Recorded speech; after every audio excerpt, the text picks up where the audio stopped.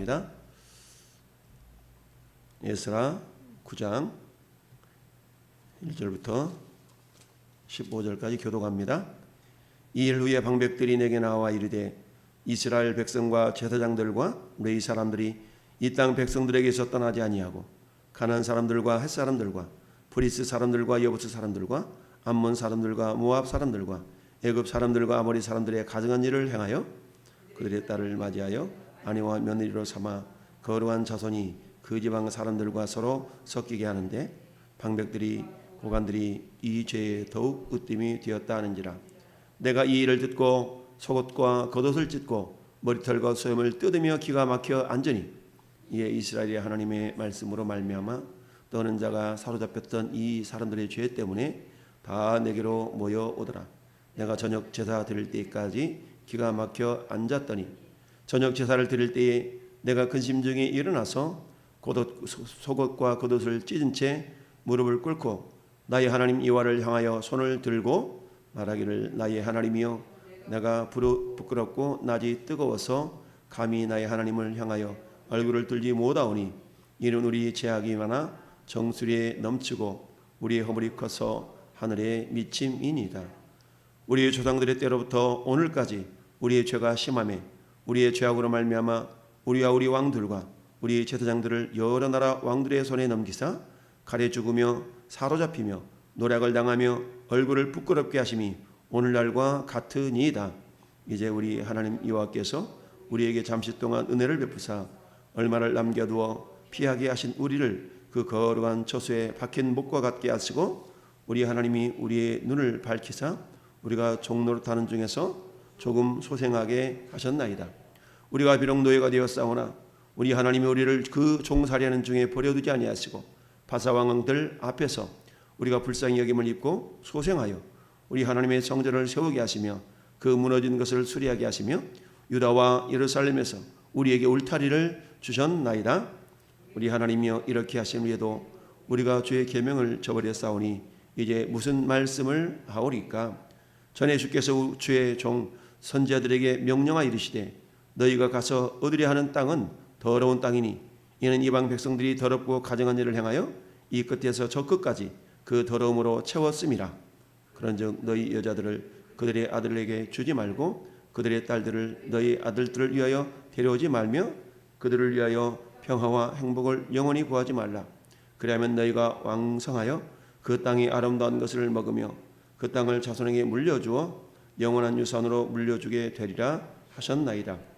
우리의 악한 행실과 큰 죄로 말미암아 이 모든 일을 당하였사오나 우리 하나님이 우리 죄악보다 형벌을 가볍게 하시고 이만큼 백성을 남겨주셨사오니 우리가 어찌 다시 주의 계명을 거역하고 그 가증한 백성들과 통언하오리까?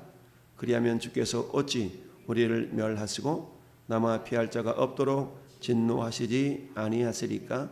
이스라엘의 하나님 여호와여 주는 의로우시니 우리가 남아 피한 것이 오늘날과 같사옵거를 도리어 주께 범죄하였사오니 이로 말미암아 주 앞에 한 사람도 감히 서지 못하겠나이다 하니라. 아멘. 따라합시다. 회개의 은혜, 회개의 능력. 아멘. 자, 우리가 복음서를 보면 예수님께서 바리새인과 서기관들을 그렇게 책망하셨던 것을 우리는 보게 됩니다.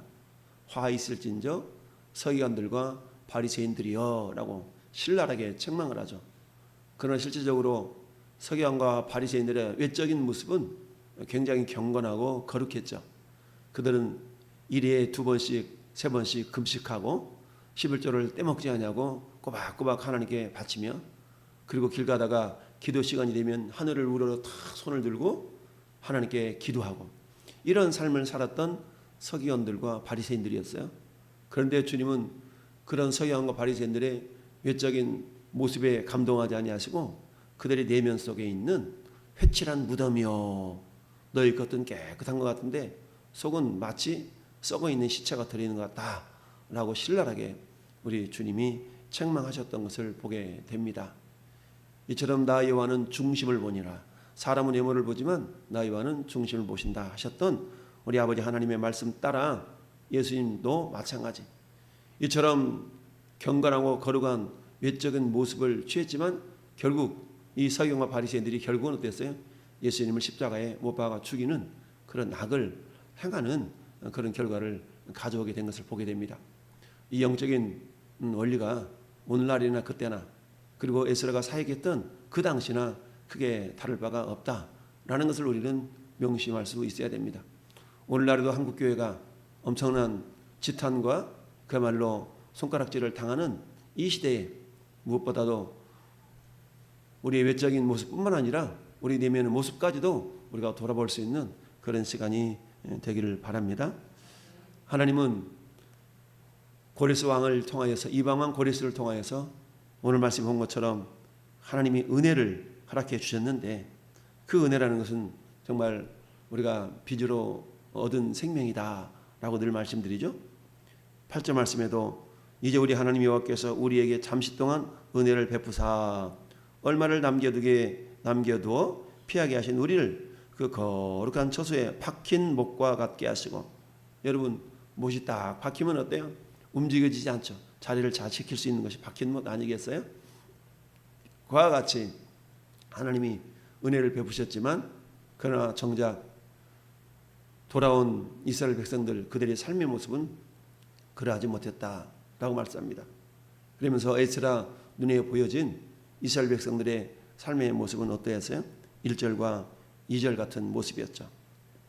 한마디로 말하면 2절에 하나님이 가나안의 7 족속들 그들을 본받지 말고 그들을 다 쫓아내라 라고 말씀하신 까닭은 그들의 삶 자체가 하나님을 섬기며 하나님을 영화롭게 하는 그런 삶이 아니라 철저하게 인본주의적인 그리고 우상을 섬기는 그런 어떤 삶의 패턴이었기 때문에 그들의 문화를 본받지 말 것을 주님이 말씀하셨던 것이죠. 그러나 그들이 그들 속에 섞여 살다 보니까 어느 틈인지 자기도 모르는 사이에 그들의 문화에 동화되어져 버리고 말았다라는 얘기입니다. 여러분, 주님은 오늘 또 그렇게 말씀하시죠. 예수님 마태복음 5장 13절 14절에서 너희는 세상의 소금이라, 너희는 세상의 소금이라, 너희는 세상의 빛이라 라고 말씀하시죠. 소금의 역할이라는 것은 크게 2가지 역할이 있다고 그랬죠. 첫 번째는 부패를 방지하는 그 기능이 소금의 기능이죠. 썩어진 세상에서 소금 되게 하소서라는, 썩어져간 이 세상에 소금 되게 하소서, 어두워진 이 세상에 한빛 되게 하소서. 그러니까 썩어진 이 세상에 이미 주님은 소금 되게 해달라, 되게 하겠다가 아니라 너는 소금이라 라고 이미 선포하셨어요. 너희는 세상에 빛이라 라고 선포하셨지, 내가 빛이 되게 하겠다, 내가 소금 되게 하겠다 그러지 않으셨죠. 그럼에도 불구하고 우리는 이미 세상에서 소금이고 세상에서 빛이지만, 그러나 막상 현실 속에서 우리 그리스도인들의 삶과 그 영향력이라는 것은 그야말로 지금부터 100여 년 전에 복음이 이 땅에 들어왔을 때에 정말 소수의 그리스도인들에 의해서 세상이 변화되어졌던 것과는 전혀 다른, 정말 오늘날 한국 사회의 약 20% 이상이 그리스도인이라고 말을 하지만, 그러나 소수의 초대교회 때, 우리나라 초대교회 때의 그 그리스도인들의 선한 영향력에 비하면 심히 마치 소금이 맛을 잃어버린 그런 어떤 소금과도 같다. 또한 빛을 잃어버린 마치 등경 위에 등잔을 놓지 않냐고 말 아래 둔 그런 등잔과 같다라는 것이 오늘날 성경에 비춰본 우리의 모습이진 않나 생각해 볼 수가 있습니다. 우리 주님도 그러시잖아요. 너희들이 이 땅 백성들에게서 떠나서, 주님 뭐라고 말씀하셨어요? 12절 말씀에 그런즉 너희 여자들을 그들의 아들에게 주지 말고 그들의 딸들을 너희 아들들을 위하여 데려오지 말며, 이렇게 주님이 말씀하셨음에도 불구하고 그들이 이 말씀을 명심하지 아니하고, 한마디로 말하면 9장의 내용을 한마디로 표현한다면 통혼이라고 표현해요. 통혼. 우리는 말하면 그런 거죠. 오늘날 신실한 목사님의 아들, 신실한 장로님의 아들들이, 자녀들이 어때요? 저 불신자들 뿐만이 아니라 이방 종교를 가지고 있는 그들의 아들, 딸들을 며느리 삼고 사위 삼는 그런 일들이 발생했던 겁니다. 물론 우리는 말은 이렇게 하잖아요. 내 자식을 통하여서, 내 딸내미를 통하여 그들에게 복음을 전해서 구원시키려고 그런다고. 우리는 그런 명목적인 말을 하는 경우가 간혹 있어요. 그 의도 자체가 나쁜 건 아니지만, 그러나 여러분, 북쪽 이스라엘이 멸망했던 가장 근본적인 원인이 뭡니까? 그 근본되었던 것 중에 한 가지가 결국 우상 숭배, 그리고 이방신을 섬기는 그런 모습 때문이죠. 특별히 북이스라엘 왕국의 가장 악이 극악했던 그 시대는 어떤 시대였습니까? 아하방 시대였는데, 아하방은 어때요? 시돈 땅에 우상을 섬겼던 그 이세벨을 부인으로 맞아들이면서 그 북쪽 이스라엘 아합 왕가가 그야말로 어려움을 겪게 되죠. 그런데 이 영향력은 북쪽에서만 그치는 것이 아니라 우리 지난 주일에 봤던 것처럼 북쪽 이스라엘 아합 왕이 남쪽 네 번째 왕이었던 여호사밧에게 자기 딸내미를 줌으로 말미암아 남쪽 유다마저도 우상을 섬기는 그런 어떤 모습으로 서서히 물들어 가게 될 걸 봅니다. 그로 말미암아 남쪽 일곱 번째 왕이었던 아달랴가 며느리를 했는데 며느리가 여왕 노릇하잖아요. 그리고 모든 남쪽 유다의 자식들을 씨를 말리려고 했던 그런 어떤 비극이 초래되었죠.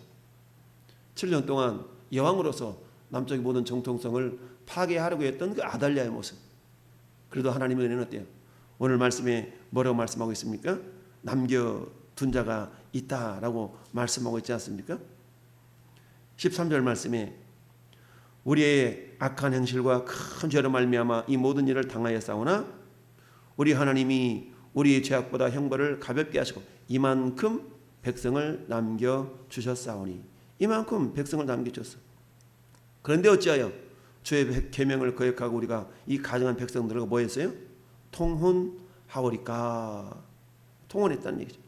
그러니까 서서히 북쪽 아합 왕이 시돈 땅에 공주였던 이세벨을 아내로 맞아들임으로 말미암아서 아합 왕의 생각은 그러지 않았겠어요?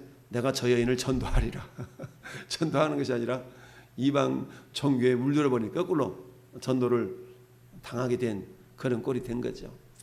오늘날도 마찬가지입니다. 여러분, 불신의 남편, 불신의 아내를 맞아들여서 내가 전도해야지 막상 선한 마음을 품지만 그게 여치간히 어려운 게 아니지 않습니까? 영적인 것은. 여러분, 육적인 것은 그야말로 잘 넘어가. 어이 친구야, 막걸리 한잔 하세요. 어이 친구야, 이렇게 하세요.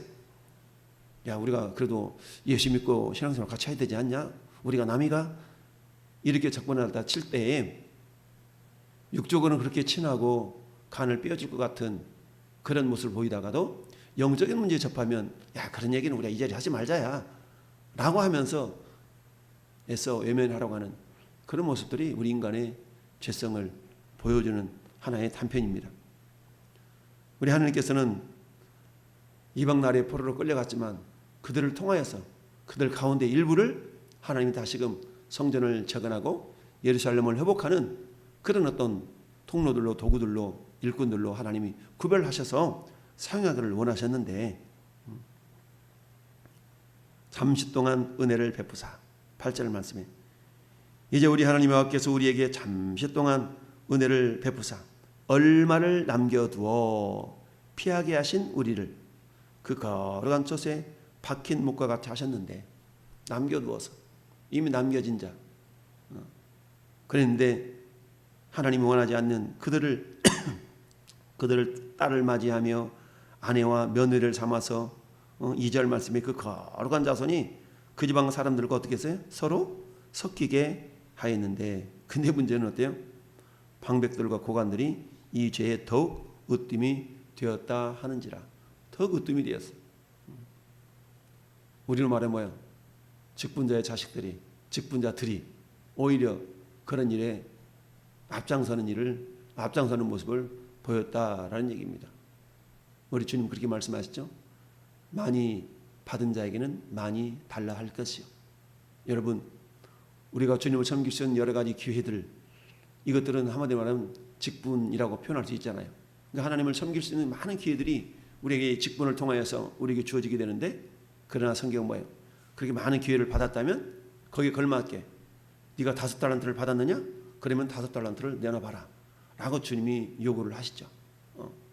각자 1문화를 받았다 할지라도 그 기회를 활용해서 너는 10문화를 남기는 자가 되지 않겠냐? 라고 우리에게 요구를 하시죠.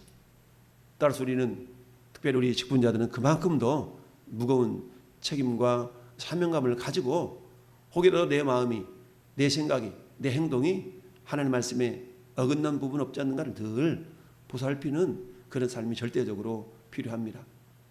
이처럼 이들이 잘못했던 오늘 9장 전체를 통하여서 이스라엘 백성이 잘못했던 것 크게 2가지만 살펴본다 그러면 첫 번째는 세상 문화에 내가 쉽게 너무나도 녹아 들어갔다는 거예요. 세상 문화를 변화시키는 우리 교회의 비전 선언문이 뭡니까? 세상을 축복하며 변화시켜서 미래를 열어간다 아니겠어요? 근데 그것은 저절로 되어지는 것이 아니라 예수 그리스도의 보혈로 거룩함 받았기 때문에 이제는 우리가 말씀과 기도와 성령의 능력으로 어떻게 해야 돼요? 무장하여. 그렇잖아요. 말씀과 기도와 성령의 능력으로 무장할 때에 세상을 변화시키며 축복하며 변화시켜서 미래를 열어갈 수 있는 그런 성도, 그런 교회가 되는데 앞단계 딸랑 잘라져 버렸다 하면 말씀과 기도와 성령의 능력으로 무장되지 않는다면 마음은 아무리 변화시켜야지 그런다 할지라도 아방이 이세벨에 의해서 전혀 다른 그런 모습으로 그 북쪽 이스라엘이 변화되어져 가버린 것처럼 남쪽 여호사밧이 아무리 다윗의 혈통을 이어받은 유다 지파를 할지라도 그 역시 아달랴라는 그야말로 이세벨의 딸내미를 아하방의 딸내미를 며느리로 맞아들이는 순간 남쪽 유다의 정통성은 이미 서서히 허물어져 가고 있었다라는 겁니다. 그래서 첫 번째 너무나도 쉽게 이방 문화에 젖어들어 버렸던 그런 모습을 오늘 9장 말씀에는 통렬히 주님이 책망을 하고 있는 것입니다. 우리도 마찬가지 아니겠어요? 사도 바울이 에베소서 4장을 통해 우리에게 말씀하고 있는 것은 뭡니까? 너희는 이 세대를 본받지 말아라. 마음으로 새롭게 변화를 받아 하나님 선하시고 기뻐하시고 온전한 뜻이 무엇인가를 깨달으라고 로마서 12장에도 말씀하고 있고 에베소 4장에도 이런 우리가 예수 그리스도의 장성분량에 충만한 데까지 이르러 이제는 우리가 어린아이가 되지 아니하여 장성한 신앙인이 되어서 세상 풍조를 쫓지 않는 세상 풍조를 쫓는 자가 되지 않도록 하기 위한 그런 믿음의 장성함이 우리에게 필요함을 에베소서 4장에서는 말씀하고 있죠. 그런 것처럼 오늘 하루를 살아갈 때도 우리는 늘 내 마음속에 말씀의 거울을 늘 우리가 꺼내보면서 여러분 적어도 하루에 한 번 이상 우리가 거울은 보잖아요.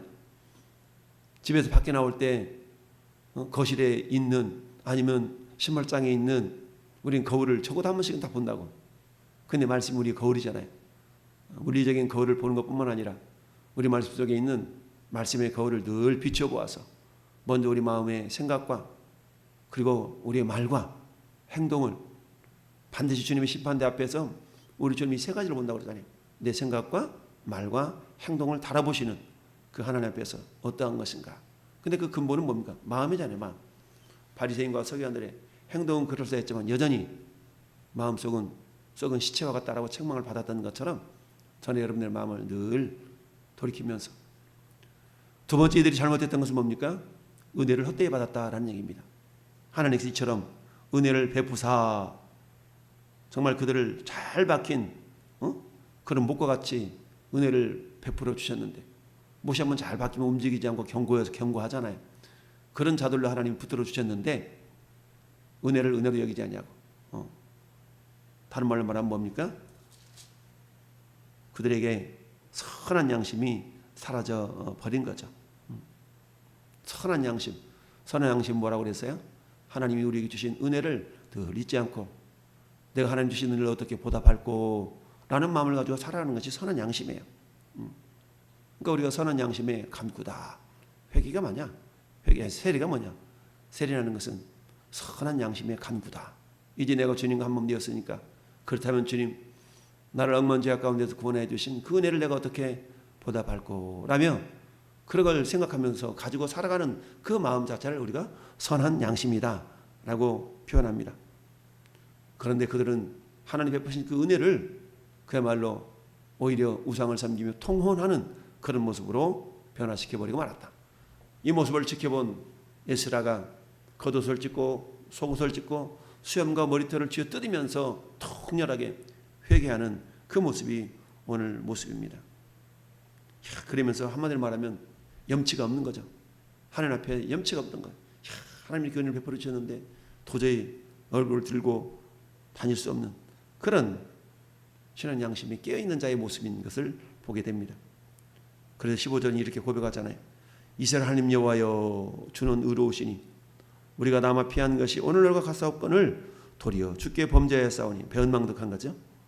이로 말미암아 주 앞에 한 사람도 감히 서지 못하겠나이다 라고 책망의 메시지를 전하죠. 근데 감사하게도 이 말씀을 듣고 10장에서는 회개의 역사가 나타난 걸 보게 됩니다. 여러분, 우리가 죄를 짓고 잘못한 거 이걸 깨닫는 것도 중요하지만 그러나 그걸 깨닫고 돌이키고 회개하는 것이 중요한 겁니다. 오늘 말씀의 제목이 회개의 은혜. 회개할 수 있는 것도 내 마음대로 되는 게 아니에요. 은혜가 임해야 됩니다.